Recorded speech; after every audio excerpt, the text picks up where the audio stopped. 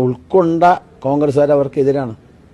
നിങ്ങൾ നിങ്ങളുടെ ജനസംഖ്യ ഇല്ലാതാക്കാൻ ശ്രമിക്കുന്നവരെ നിങ്ങൾ സഹായിക്കുന്നു.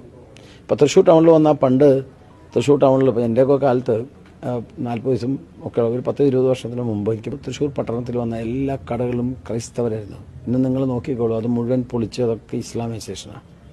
നമ്മൾ ഇസ്ലാമിനെതിരോ വേറെ ആർക്കും എതിരല്ല, പക്ഷേ സ്വന്തം മതം മാത്രം വളർത്താനുള്ള ശ്രമം നടക്കുക. അവിടെ നശിപ്പിക്കപ്പെടുന്നത് ക്രൈസ്തവരും ഹിന്ദുക്കളുമാണ്. അപ്പം നിങ്ങൾക്ക് വേണ്ടി ഞങ്ങൾ സംസാരിക്കുന്നു, പക്ഷെ നിങ്ങളത് മനസ്സിലാക്കുന്നില്ല. ഇവരെ സഹായിക്കുകയാണ് ഇടദോഷം വലദോഷവും. ഇപ്പം ജി സുധാകരൻ പറഞ്ഞ 2035 ആവട്ടെ ശരിയാക്കി തരാം, ഇവിടെയൊക്കെ ഇപ്പം ഇസ്ലാം ഭൂരിപക്ഷമാവും കേരളത്തിൽ നിന്നാണ്. ഇപ്പം കൃത്യ കാൽക്കുലേഷനാണ്. ശരിയാക്കി തരാൻ ആര് ശരിയാക്കി തരാൻ? ജി സുധാകരൻ പറഞ്ഞാണ് മന്ത്രി. അപ്പോൾ ഇതാണ് ഇവിടുത്തെ അവസ്ഥ. അപ്പോൾ ഫാദറിനെ പോലുള്ള ആളുകൾ ഇത്തരം കാര്യങ്ങൾ മനസ്സിലാക്കണം. നിങ്ങളെ എതിർക്കുന്നവർക്ക് നിങ്ങൾ വോട്ട് കൊടുത്ത് ജയിപ്പിക്കുകയാണ്, നിങ്ങളെ അനുകൂലിക്കുന്നവർക്ക് നിങ്ങൾ വോട്ട് കൊടുക്കുന്നില്ല. വാസ്തവത്തിൽ ശത്രുക്കളാര് മിത്രങ്ങളാരെന്ന് മനസ്സിലാക്കുന്നില്ല.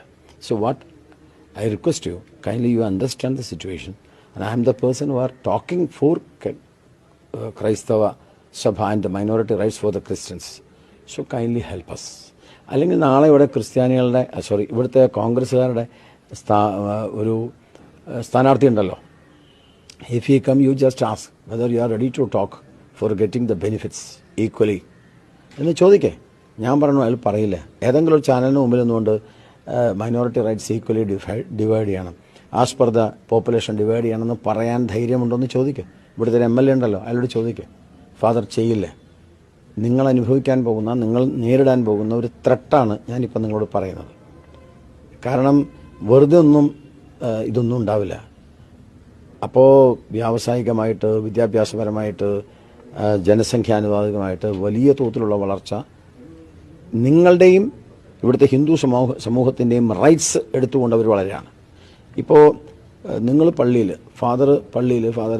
ഫാദറുമായി ബന്ധപ്പെട്ട ആൾക്കാർ പള്ളിയിൽ ബൈബിൾ കൊടുക്കണോ, ഇതൊക്കെ ഉണ്ട്. അങ്ങേക്ക് പെൻഷൻ തരുന്നുണ്ടോ ഗവൺമെൻറ്? ഇല്ലല്ലോ.